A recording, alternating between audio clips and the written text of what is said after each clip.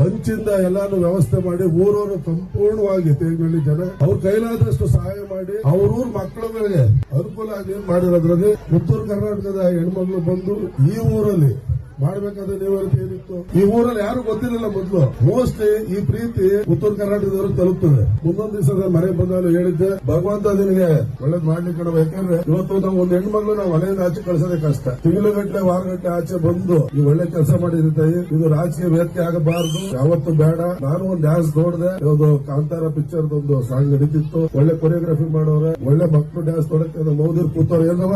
ಹಾಗಾಗಿ ಭಾಷಣ ಮಾಡೋ ಜಾಗದಲ್ಲಿ ಮಾಡ್ತೀನಿ. ಶಾಲೆ ಅಭಿವೃದ್ಧಿಗೆ ಶ್ರಮಿಸಿರುವಂತ ಅವನು ಮತ್ತೆ ಅವ್ರ ಟೀಮು ಈಗ ತುಂಬಾ ಜನ ಹುಡುಗರು ಜೊತೆ ಮನೆ ಬಿಟ್ಟು ಬಂದಿದ್ದಾರೆ. ಅವರೆಲ್ಲ ಇಲ್ಲ ಅವ್ರಿಗೂ ಒಳ್ಳೇದಾಗಲಿ. ಜೊತೆಗೆ ಸಹಕಾರ ಕೊಟ್ಟಿರುವಂತ ತೇಗನಹಳ್ಳಿ ಎಲ್ಲ ಯುವಕರು ಮತ್ತೆ ನಮ್ಮ ಅಕ್ಕಂದಿರು ನಮ್ಮ ಅಣ್ಣಂದಿರಿಗೂ ಒಳ್ಳೇದಾಗಲಿ. ಮತ್ತೆ ಇದೇ ರೀತಿ ಯಾಕೆ ಈ ಕಾರ್ಯಕ್ರಮ ಮೋಸ್ಟ್ಲಿ ಸ್ಕೂಲಲ್ಲಿ ಇಷ್ಟು ದೊಡ್ಡ ಕಾರ್ಯಕ್ರಮ ಈ ಜೋರಾಗಿ ಯಾವಾಗಲೂ ನಡೆದಿರಲಿಲ್ಲ ಅಂತ ಕಾಣ್ತದೆ. ಮುಂದೆ